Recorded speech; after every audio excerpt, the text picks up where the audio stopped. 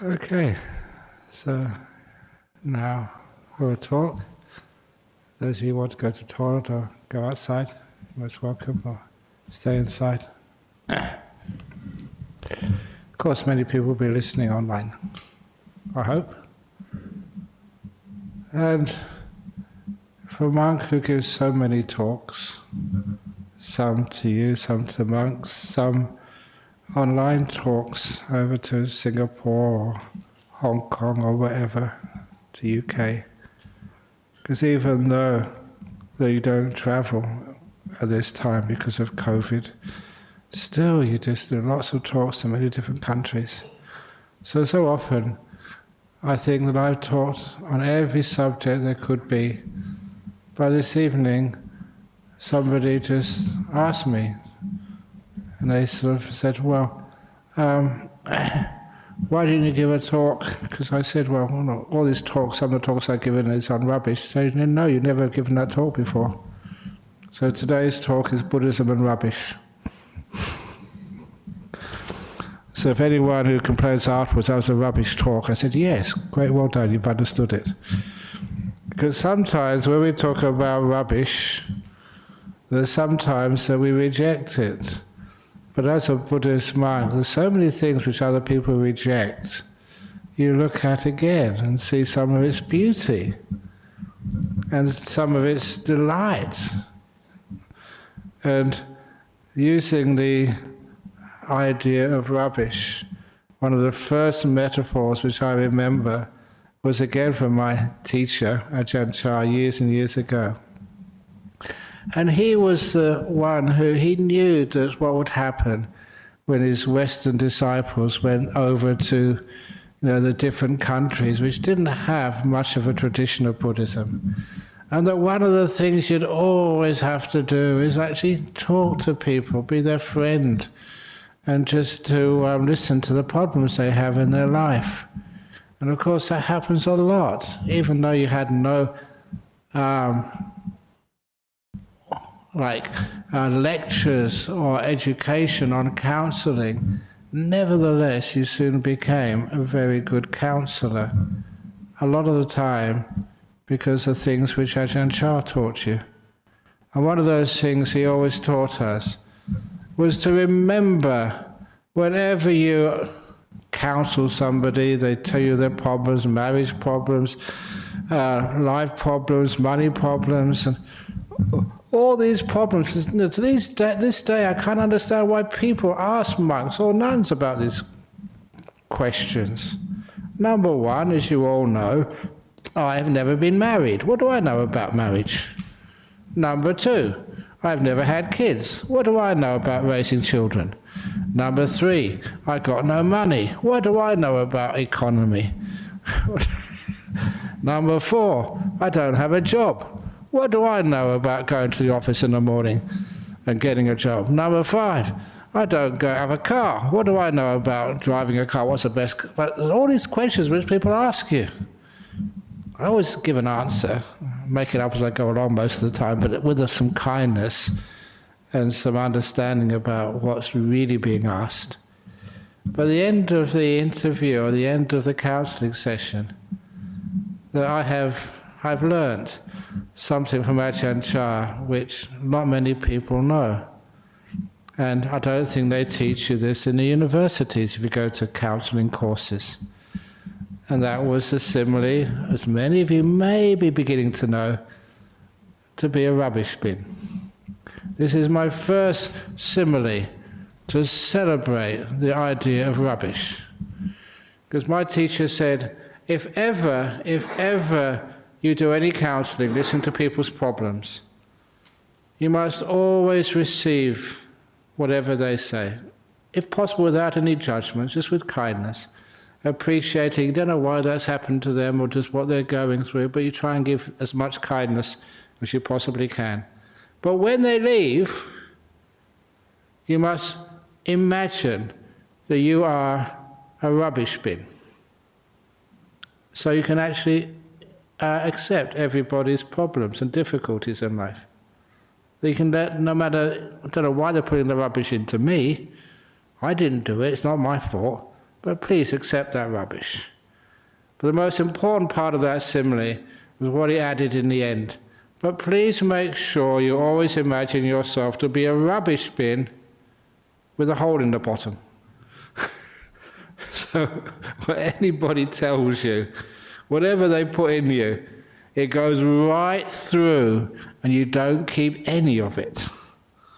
That was the most wonderful part of that simile. So it means that after people tell some terrible things which happened, and really difficult problems, and first of all I would worry about that. Oh, what can I do? I must do something to help them. And then afterwards, you get full. So when the next person came, you wouldn't be able to listen to them. You'd be thinking about the last person. And you'd soon be a full rubbish bin, overflowing with trash.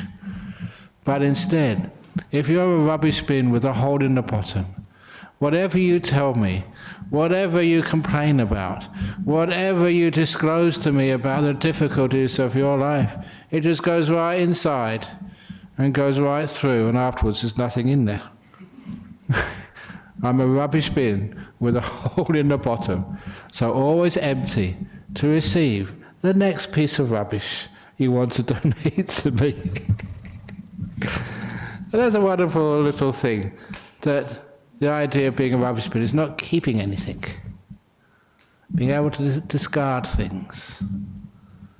Being able to, it's not just polluting the planet. This is almost like a metaphor that everything which we use eventually breaks down and goes back to the soil, or goes back to all of the difficulties of your life too. Don't last.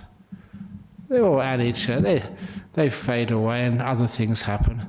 And because I've been here for long enough now, 37, 38 years now in this place, 46 years as a monk, so much you can see it doesn't last. Dhammasara, when did we build that? It doesn't last, Dhammasara. One day it's going to fade away. Same as Bodhinyana Monastery fades away. But it's worth making. It's one thing which I love telling people, because it was, I think I told people this in the Dharma last week, on 31st of January 31st of January 1991. That was when we had our big bushfire, big crown fire, on the hottest day ever at the time in West Australia, 46 degrees. 46 degrees, that's hot. That was before the fire came. When the fire came right through our monastery, boom, bang, as the trees exploded. But anyway, we were forced to evacuate when the fire was happening, all ready to defend. Had all the fire pumps going. But we were told we had to leave. When we did leave, I saw those trees exploding, and you could feel that this was incredibly hot fire. And Bodhinyana Monastery, I thought, was gone. I honestly thought that. But following morning, we were taken back there. See, all of the huts were still there. All of the huts are still at Dhammasara. All of the halls and dining halls are Dhammasara. The only thing which is not a Dhammasara is you. The nuns. But they'll come back again in a day or two.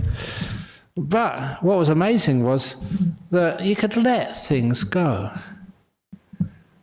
Because it wasn't having the monastery or the facilities which was important.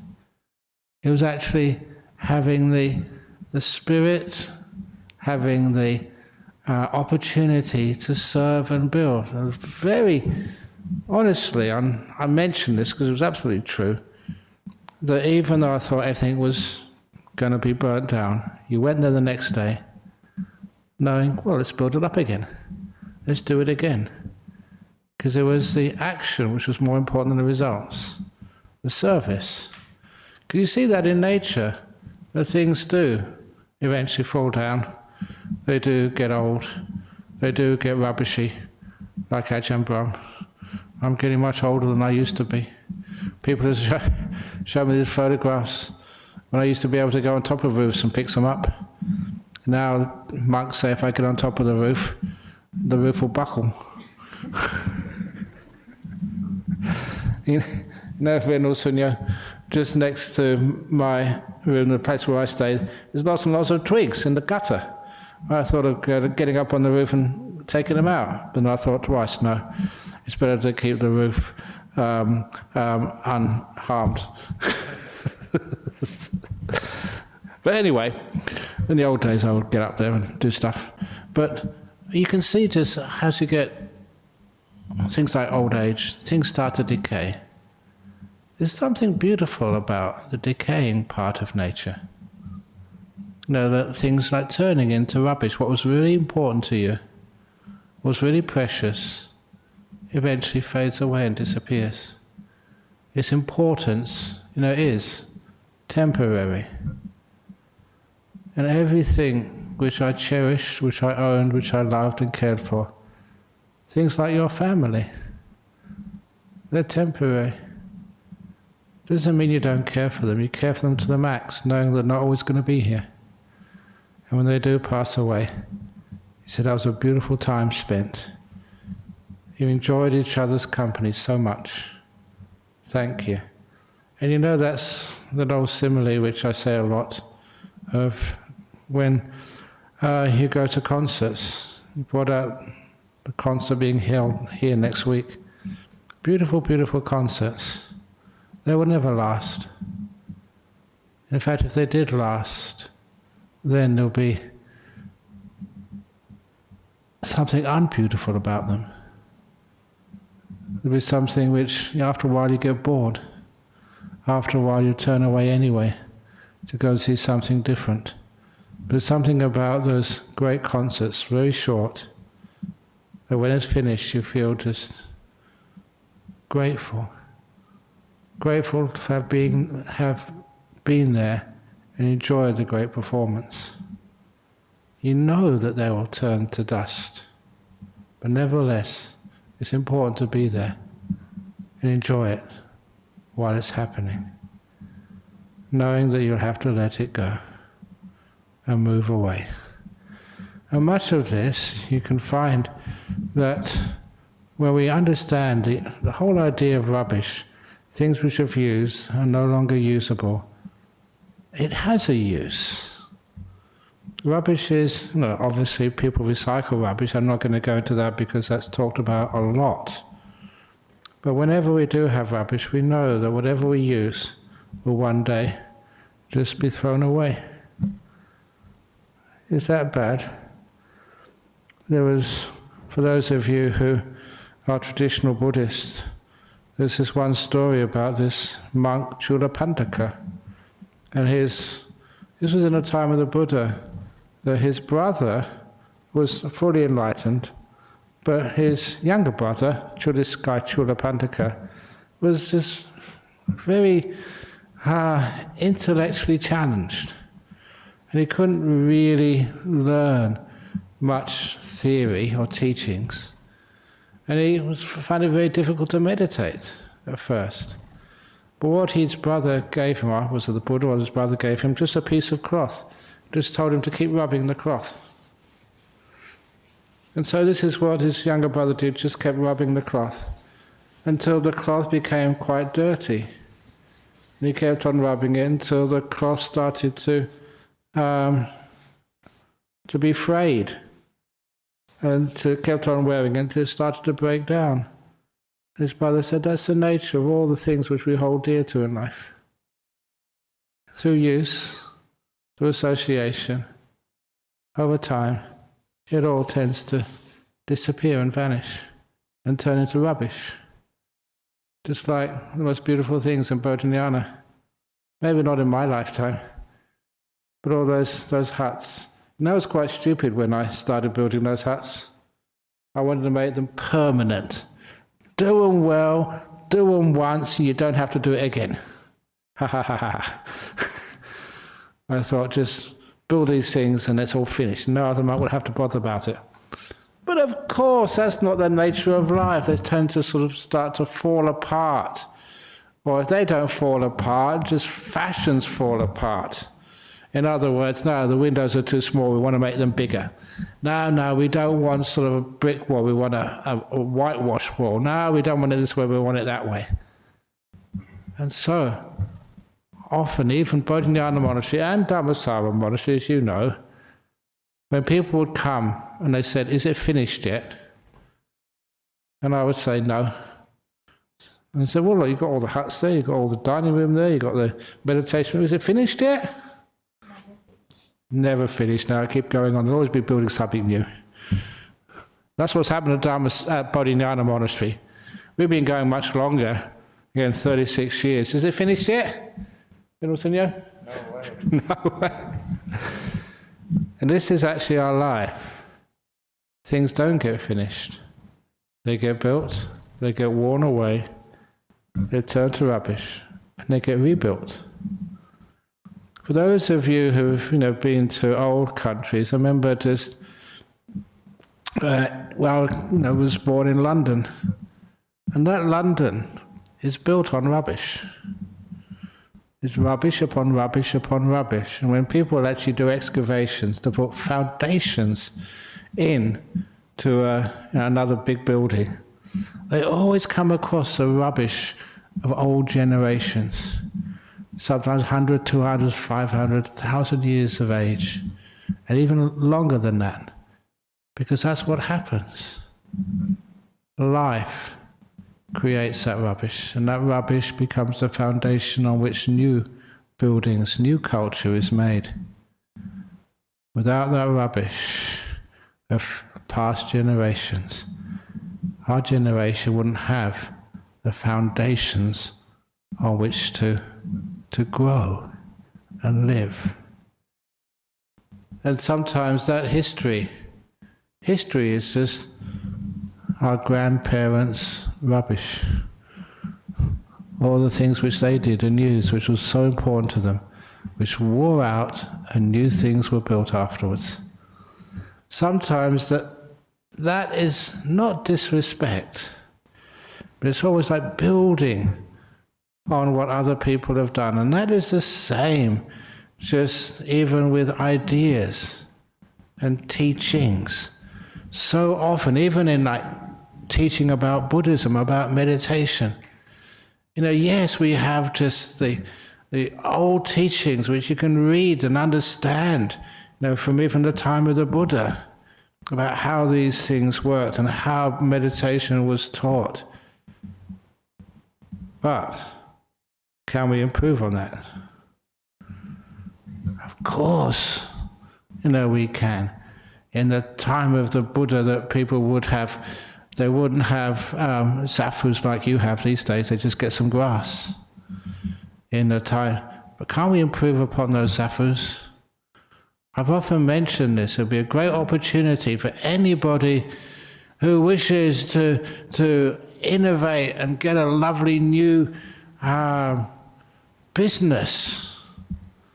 Look at the meditation cushions you're sitting on right now, or the chairs. These are just so old-fashioned. Imagine look, we live in a world of high-tech. Can't we get high-tech meditation cushions? And once you start thinking like that, and I got this idea from this guy over in Singapore. This guy in Singapore, he was a designer. He actually, one of his great claims to fame was actually designing dresses for Princess Diana when she was still alive. He designed a couple of her dresses. So he's obviously a very, very smart guy living in Singapore. And his latest idea, when I saw him years ago, was designer Zimmer frames. If you think about it, the Zimmer frames which elderly people use, many of those elderly people are cashed up. So to getting them a designer Zimmer frame, they'll be in their budget, and you make a lot of money that way. Was that exploitation or was it just smart thinking? Designer Zimmer frames. I don't know, but anyway, please excuse me, I can't resist this one. I'm just saying today, because Dhammasara had, what do you call it, that, where you make donations to Dhammasara? Cashless donations, a little thing over there, you just put a credit card on, and it sort of puts money into Dhammasara. They're just trying it out over here. But I say that please, if anyone has Parkinson's disease, please be careful.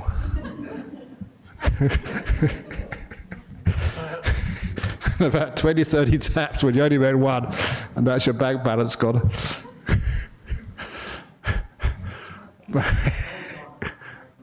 Alzheimer's also, yeah. Alzheimer's. Did you put a donation in, Lawrence? Are you sure? Alzheimer's. Did I put it in? I'm not sure. Anyway, it's okay, we won't exploit you, maybe. But anyway, just for Zafus. Now, why do we just have just fluff inside there?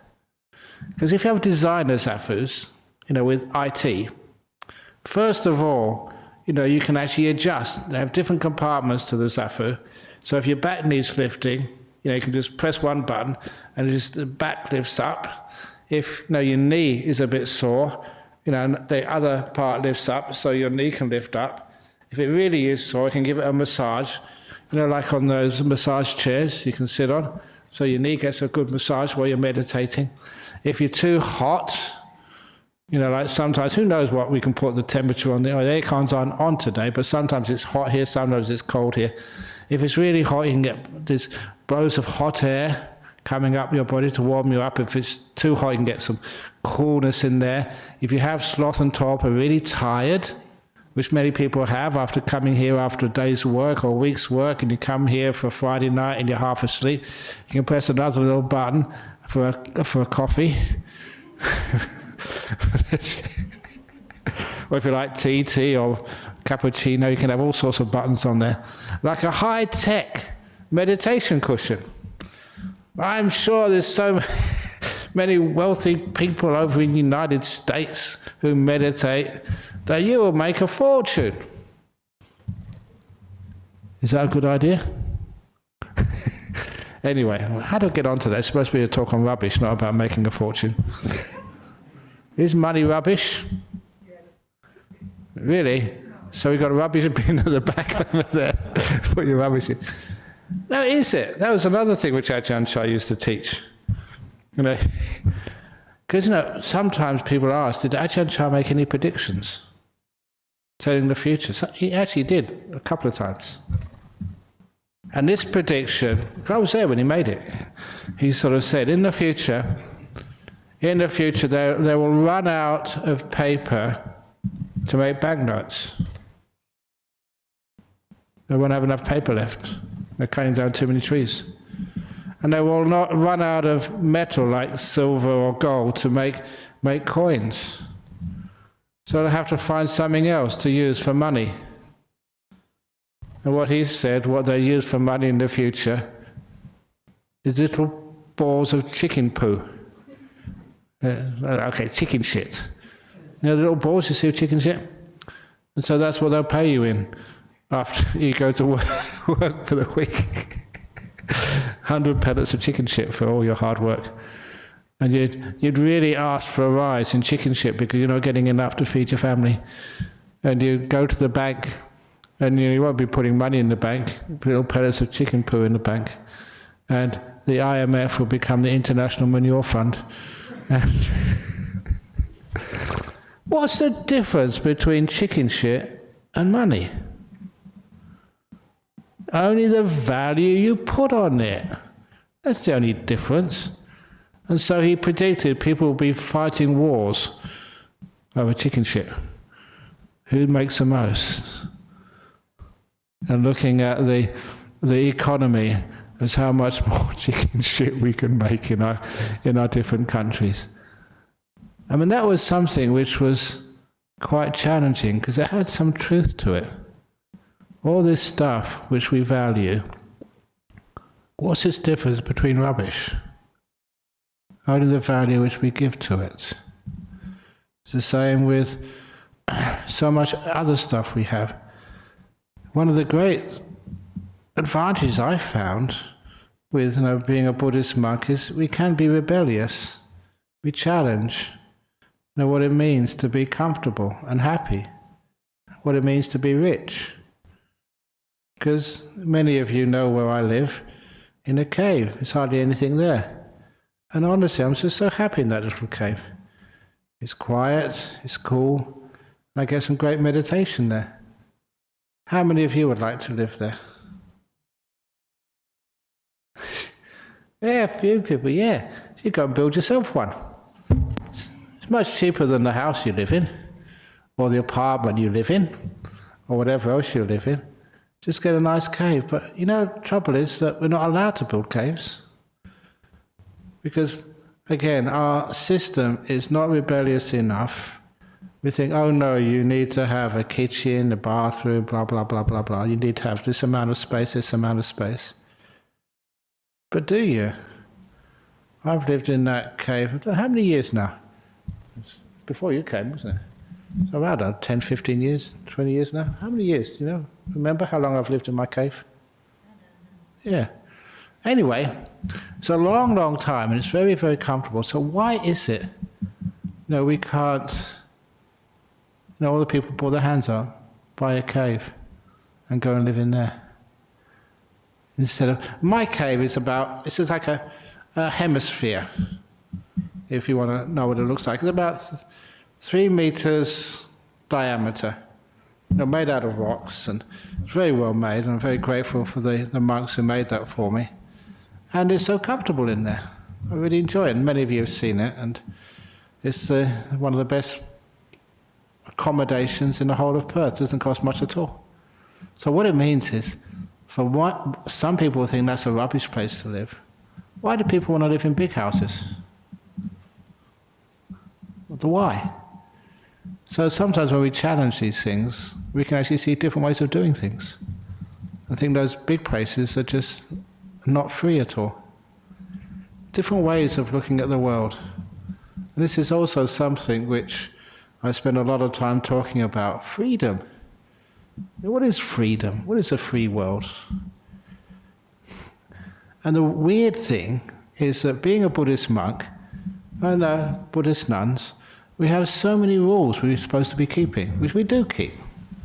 That's one of the things that we teach people what these rules are, and you learn them yourself, and you say, well, these monks actually do keep those rules. No, we don't have money. So this is one of the reasons why when I said I couldn't try out that that donation terminal, whatever it is, because I've got no money. Imagine what that's like, to travel around the world without money. And fortunately, no one's ever asked me, when I've gone through these customs and immigration, excuse me, sir, how much money you bring into the country? How much money are you spending here? Because they asked me, I said, zero, nothing, zip. They probably wouldn't let me in.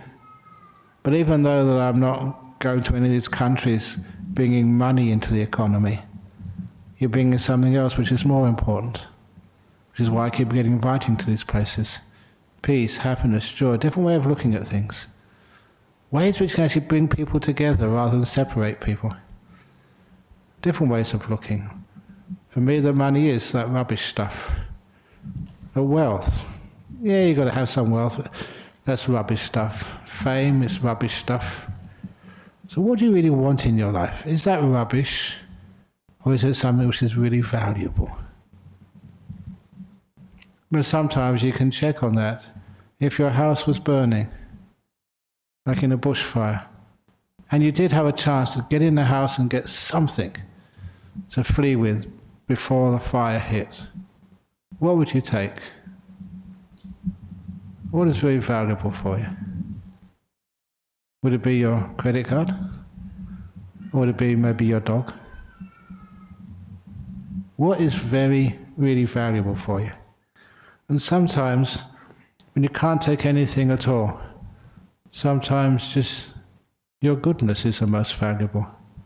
One thing which I always remember, and also talk about a lot with the monks as well, not things, not sort of photographs, or mementos, or medals. That's not important. What is really important is like the service which you gave, which is why you got that medal in the first place. That is what is important. And that's something which is not rubbish, and that's something which doesn't fade. That is something which stays in your heart forever. The service, the goodness, the kindness, what you've given to others. And I don't just mean money, I mean just the help which you've given. Just, like good old Dennis, I don't know how many years he's been president from time to time here. So much service which is given to this Buddhist Society of Western Australia for so many years. Turned him into this beautiful, grey, going blind, but very happy person who people respect. And that is something which is so valuable in this world. That is not rubbish. Just know how you are held with love in people's hearts. That is something which is priceless. That's why its value is way beyond, a monetary calculation. It's one of the reasons why I've been using that word a lot, priceless. As many of you know, those stories when people ask, how much do I have to pay to come into your Buddhist Society West Australia? And when I used to say nothing, they said, okay, you can't be any good then. Because if you want to sort of go to a place which is really good, a really good teacher, you have to pay for that. Do you? I know, all these motivational teachers, I used to come in, was it Tony Robbins, was it, or something? Or I don't know who the motivational speakers are. I used to pay a fortune for those. Ajahn Brahm? Nothing. And I remember a few people, because I know some rich people, and they just went to a weekend with these motivational speakers, $5,000 or $6,000. And then they came to one of my weekends and they said, wow, you are much better. Why don't you charge more? I said, well, I do charge. The cost of coming to my talks is priceless. In other words, it's not sort of given a monetary value at all, because that monetary value can never reach what is given. The importance of just kindness and giving, by example, not just by words. That's one of the other things which is important value. If you just give a talk, and it's just words, just arguments, there's nothing behind it, there's no practice, no living that life, that doesn't have much value. That is rubbish. There are some people who give amazing talks. When I read them, and just see what they say, wow, how can they talk so fluently, so eloquently, and so deeply? But it doesn't have power. It's something which I've seen so many times. If a person is actually living that life, if they're practicing it, they're not just faking it, it's amazing just how powerful that is. Some of the teaching, I'm sure you can hear the same teachings far more eloquence than I can give you. But it's where it's coming from is different. These little things, like I tell that you are, all the nuns, they are renunciates, they're living that life. You go and check them out, see them. As they speak, so they live. Same with the monks, and that gives these teachings an extra power to them, especially in a world where there's a lot of dishonesty, a lot of falsities. People say one thing and they live a totally different life. A life where we've lost respect for so many people who used to be given so much authority. But they lost that authority. And I can understand why it is that people these days, they just want to have trust in at least some group of people. It's one of the reasons why, I think I told this at an ordination a week or two ago, why it is that one of my friends, a monk over in Malaysia, it was actually a friend of Ajahn Cittapalo years ago, when he was setting up his temple in Taipei, in Malaysia. that he did a survey, first of all. He's a very highly educated monk. He surveyed as many of his lay followers as possible and asked them, what type of monk would you like? Should that monk be a great teacher? Should he be a monk who can tell great jokes? Should he be a monk who writes books? Should he be a monk who's a great scholar? Should he be a monk who's a great meditator? Should he become a monk who keeps all the precepts? Should he be a monk who can travel around and teach your kids? What type of monk would you want? And the category which won, hands down, he showed me the results and I was so inspired and impressed, said the type of monk they wanted most, and that was just for a monk, the type of nun they want most as well, is the one who keeps the precepts. A virtuous person. Because they were the rarest to find in the world. Someone who lived what they taught, instead of saying one thing, practicing differently, which made their words not worth anything at all, just rubbish words. So little by little, that's so important that to give whatever we do, whatever we speak, whatever we write, that extra power, by living this. And even I remember to some of my followers over in Singapore that there was this one Buddhist, no, it's this one, was he a Buddhist? No, he was a Christian, a pastor, who was caught making so much money, like millions of Singapore dollars. And, a lot of that was done fraudulently, so he was going to go to jail. And that really made the Christian community in Singapore just really a bit upset about their leaders. And at the same time that I was in the newspaper for something else, and I was interviewed, and what I said there, and it was confirmed that whenever I go teaching anywhere in Singapore, I don't get any money at all. I don't have any bank account, don't have credit card, don't have nothing. It's always great fun in that sense when you're a monk. You don't have any driver's license, bank account details. I don't own anything. So, but look how well I live. And I said in this article, sort of, in today's world, you don't need money or a credit card if you're kind and giving and serving and helping, living simply. And then, I think the next day, in the letters column, one of these pastors said, we can learn from this Ajahn Brahm fellow. Just look, there he is. I had a good reputation in Singapore. There he is, living very peaceful, doing such good work, and he doesn't charge a thing for anything. All done for free, for gratis, for the love of it. People give donations afterwards, but not to me. They give it to Dennis and the treasurer over there. It goes into supporting this place. But for monks and nuns, we do it just for the joy of it, for the service of it, for the love of it. And you get so much happiness and joy back. And that's one of the greatest things, to have that service as your wealth. When people ask, who's the wealthiest people in this room? They're sitting in the front seats here. They're wealthy. And I've met some very wealthy people. They're often mentioned as billionaires. But those wealthy people are nothing. They're only wealthy in the amount of worry they have.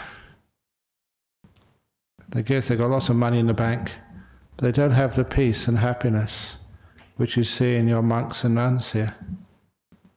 They don't have that because they're worried so much, they're not free. One of the great things about this life, you learn the meaning of freedom. It's not the freedom of desires, as I often say, it's the freedom from desires. You don't want anything, you just want to give. What can I give you? What do you want? How can I help? How can I serve? And that's such a great joy to be able to serve others. It's such a great joy to serve others. That's why even simple things, like opening the door to one of you, when according to our rules and traditions, you're supposed to open the door for me. Simple thing, but I love doing that, opening the door to people. And just doing whatever you can do to carry something for them, or whatever. However I can do to serve others, to be kind, to put that kindness into real good practice. And that record of service you should build up over the years. The giving, the goodness, the helping others, expecting nothing back in return. That gives us a huge wealth inside. A huge power. Spiritual power, and even psychic power as well. I'm not sure. I'm sure the nuns did a lot of chanting to keep that bushfire out of their property. Certainly the monks did, certainly I did. So you knew, honestly, I knew that fire was no chance of getting into Dhammasaya. No chance in the world. Simply because there are such things as heavenly beings. Can I tell this story? Yeah. I haven't told this story for a while. This is the heavenly being story, real one, of the monk. Well, it wasn't a monk yet. This American who met a heavenly being. It's an absolutely true story. And I've got to be careful saying this because this happened in Thailand, and there is that very strict rule of lèse majesté. You can't say anything bad about a king. Listen to this story, just to finish off with. They're not saying anything bad at all, but just saying something wonderful about one of the former kings of Thailand. This young man, he'd gone over to Thailand to do Peace Corps work. So 2 years over in Thailand, doing Peace Corps work, and then before he went back to the United States and just get a job, get married and start all that sort of stuff, he decided to try and be a monk, Buddhist monk, just for a short time. But he didn't know what to do. How do you become a monk in Thailand? And so he was staying at a hotel on the outskirts of Bangkok, and he asked a concierge. Now the concierge knows other places to send Americans, but not monasteries. But he did hear that there was one monastery in the center of Bangkok, Wat Bawon, which sometimes had Western monks. So he said, go there, go to this place, Wat Bawon, in the center of Bangkok, and go there early in the morning, take some food, and wait for the monks to come out and put some food into one of the monks' bowls and just ask them, he knew a little bit of Thai, not that much, ask them he wants to become a monk. So that's what he did. The advice wasn't very clear or precise, so he went there really early in the morning, about 4 o'clock, 4:30 or something. And the monastery was all locked up. It was closed. No one was around. And so he was walking up and down outside this monastery, Wat Bawon, not knowing what to do. And this Thai man came up to him and asked him, said, "No, who are you? How can I help?" Because Thais are, certainly in those days, were very, very polite and very helpful. So he said, he was American, he wanted to become a monk. And the Thai man said, "You're really early, you come about a couple of hours too early." But the Thai man said, "Never mind, I've got the keys, I can let you inside." So he took this Westerner inside the monastery. He opened the doors. It was a metal doors in front of the Uposita hall, the boat. Your Thai is called the Royal Gate. And I'll tell you why afterwards if you don't already know. And then went into the main hall, turned on the electric lights. He had the key, opened the main hall, the Holy of Holies there. And he described all the paintings, all the murals on this 200-year-old hall. And who painted them, why they were painted, and the story which those murals told. And if you know that Thai art in those days, every one of those murals told a story. It's like a cartoon, but cartoons in the West, they would start from the left and they go to the right, then the next level. These go around all sorts of different trajectories. If you know the story, you can actually tell what they are. But even sometimes I know those stories, but can't actually figure out how they all connect together. But the 2 hours went past so quickly. So quickly that he was so fascinated by all this history of the temple, but this Thai man knew. Then the Thai man said, it's about time now the monks will be coming out any minute, so go out the gate again, turn right, and then wait for this old monk. He's the one you should speak to. And that's what this Westerner did, this American. And I know this American. It's a true story. Happened in my lifetime in Thailand. And soon that monk came out, and he put some food in the bowl, asked if he wanted to become a monk, and this American was told to wait and was taken to start the training, being a monk. And after a few days, the American said, look, the monk you've given me to teach me all the chanting and the rules and stuff, I can't understand him. His English is no good. And the other monk said, this is the best English speaker we've got in the whole monastery.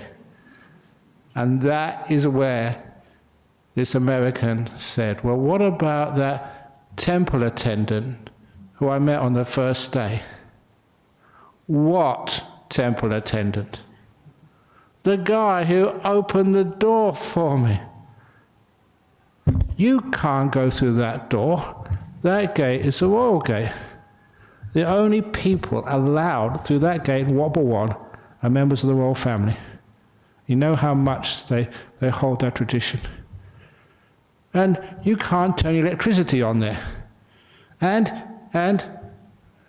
not even the abbot knows all the stories behind those paintings. They took him straight to the abbot. That was Somdet Nyanasamwara, became the head monk of Thailand. But that time he was the abbot of the temple.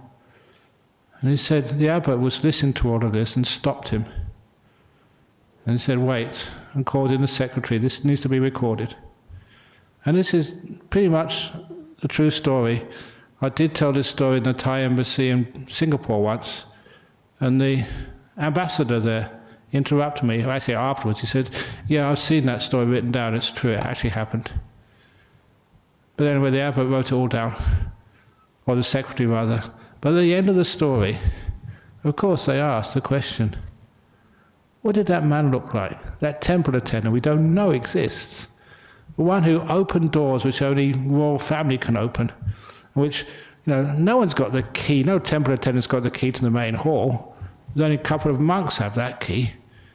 And not even the old abbot knew all the stories behind the paintings.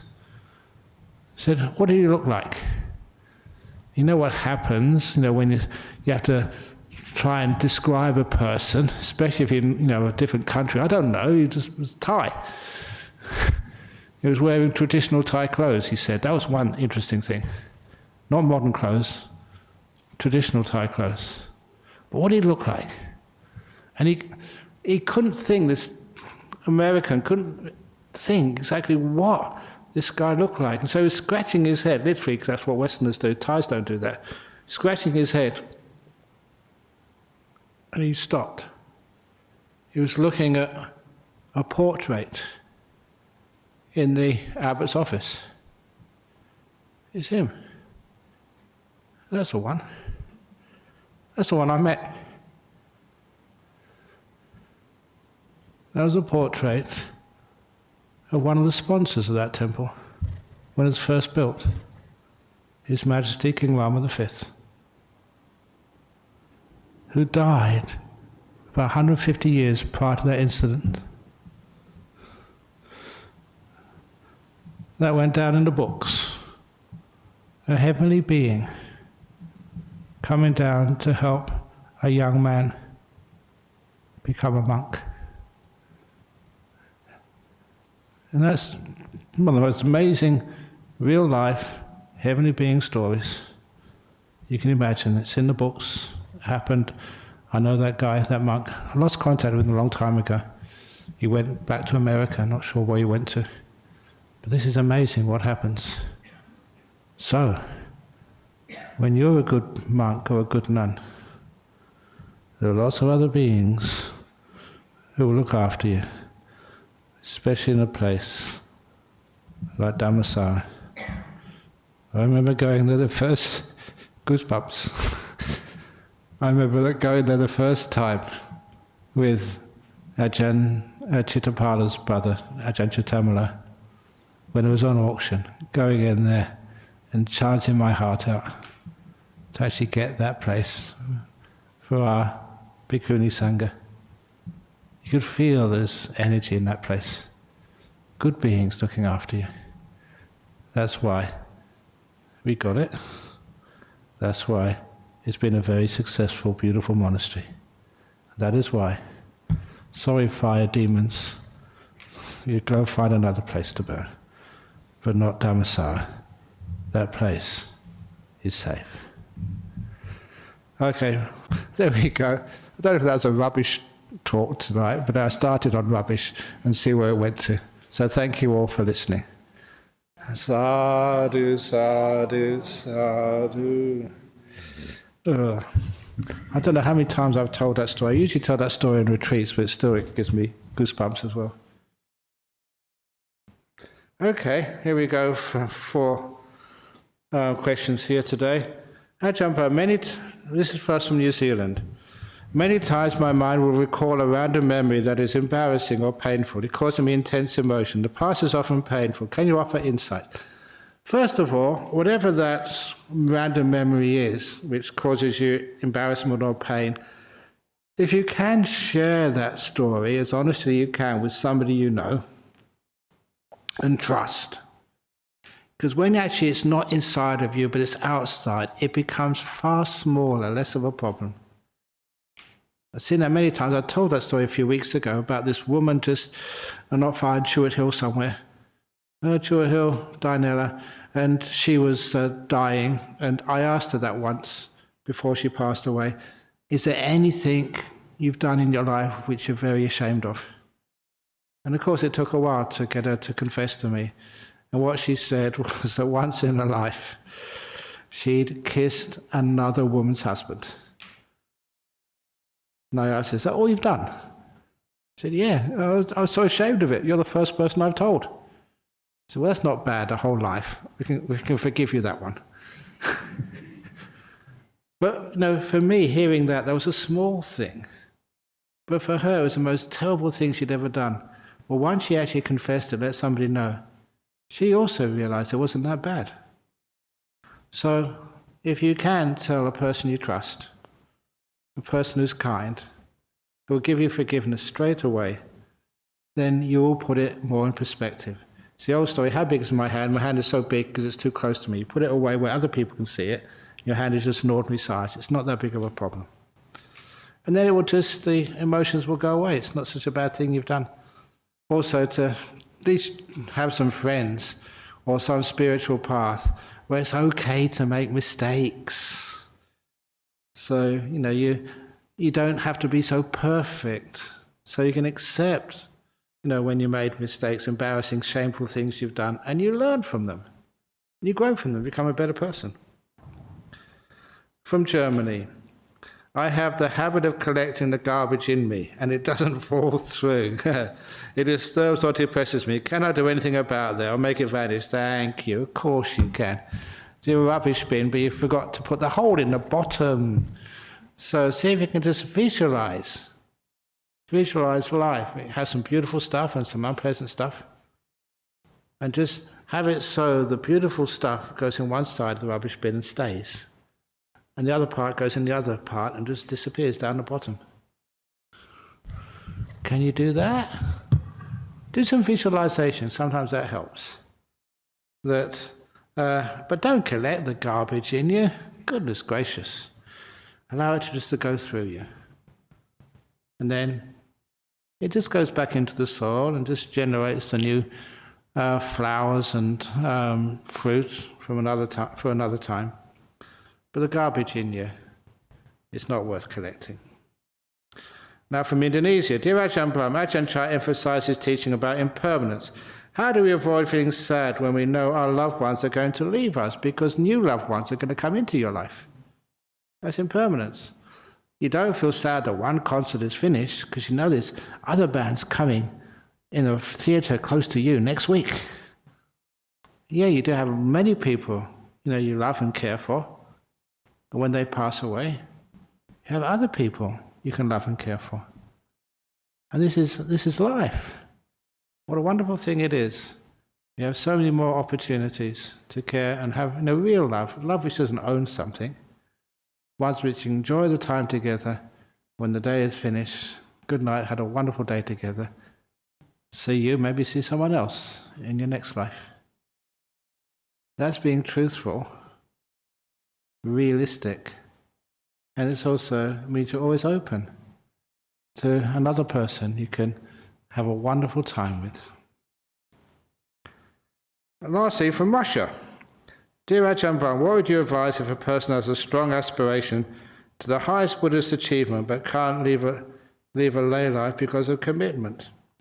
Having aspirations, I've mentioned this before, if you start with an aspiration, then it then leads to desperation when you can't achieve your aspiration, and expiration when you expire. So instead of having aspirations, learn how to be content. This is good enough. I'm happy to be here. As I mentioned to some of you that during the COVID lockdown, this was in Bangkok apparently, the Thai Rat newspaper, which is the biggest newspaper, the most read newspaper, daily newspaper in Thailand, they carried one of my stories about the difference between being free or being in prison. And the only difference is that any place you don't want to be is called prison. Any place you love to be is called freedom. It doesn't matter if it's like in something they call Bangkok jail, or it's something you call like Hilton 6-star hotel. If you don't want to be there, that Hilton hotel, which many people get quarantined in, is like a prison. It's really crazy, isn't it? People spend so much money trying to make these hotel rooms or suites or whatever just the most comfortable thing in the world. If you don't want to be there because it's locked down or you're quarantined, you perceive it as a prison. Me, being in lockdown for 5 days over in Serpentine, yay, free! You felt free there. Didn't have to talk to people after lunch. It was great, because after lunch, usually I have to, because I'm a senior monk, have to sit down and wait and talk to people about this, that and the other, and same old stuff and same old jokes you hear from me. So, but then this time, as soon as I finished my meal, I could go. Yay, free. You know what it's like, it's great. So it's a wonderful lockdown, there's more freedom I get when I'm in prison. So what is prison? So if you have a strong aspiration to the highest Buddhist achievement, just stop the aspiration, all aspirations. Learn how to be. Learn how to be content. Learn how to be learn how to be kind. These qualities, those qualities, not aspirations, but qualities, developing kindness, contentment. Learn how to be happy where you are, to enjoy the moment and be able to let it go as soon as it finishes. Being a rubbish bin with no bottom at all. Infinite rubbish bin. Always empty. Always able to receive things. Those are really nice things to develop. But don't aspire for them. Give up all the aspirations, and then they come to you. That was the last question, but just to show how they do come to you, for those who don't know that, I probably told it last week, the donkey story. Here we go, it's the old donkey story, just to finish off with today. Many of you know this is one of my favourites. There was a donkey, and he just wouldn't pull the cart. So the owner got a stick out and tried to hit the donkey. The donkey wouldn't move.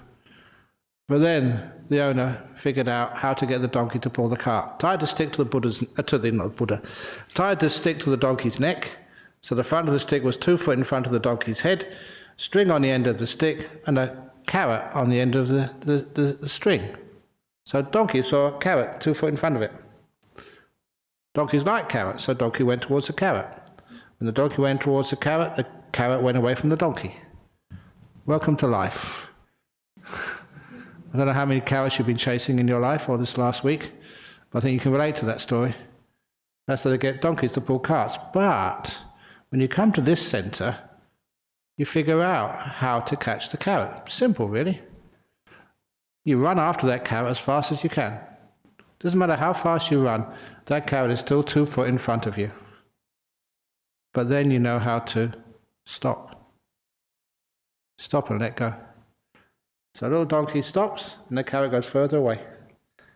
4 foot away, never been as far away before. You think it's not working, this is not working, it's not right. You've got to aspire for something and start chasing the carrot again. But no, you have a bit of faith and confidence. 4 foot away the carrot goes, and then the carrot comes swinging towards you. And soon it's 2 foot in front as usual, but now coming at top speed to you. Never come as fast to you before. And it comes and swings right close to your mouth. But the last thing you have to remember, what many Buddhists forget, kindness, compassion. When that carrot comes right close to your mouth, you have to remember to say to that carrot, "Carrot, the door of my mouth is open to you." Otherwise it bounces off your teeth. Okay, that's enough for the questions. Sadhu, sadhu, sadhu. Okay. There we go. Was that a rubbish talk tonight? Okay, let's pay respects to Buddha, Dhamma, Sangha.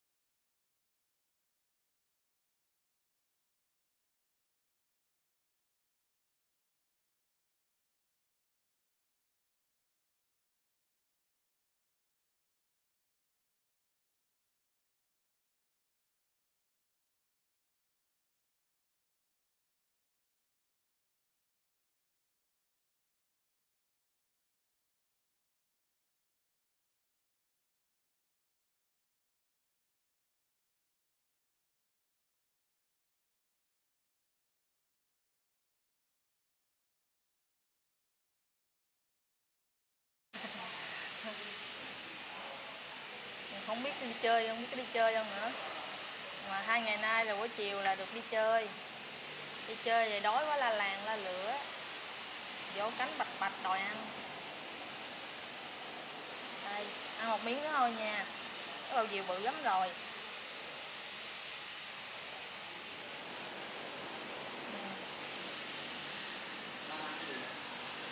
Dạ, cho nó ăn cám này. Cho nó ăn cám. Rồi, chắc no rồi đó. Rồi ha. Rồi.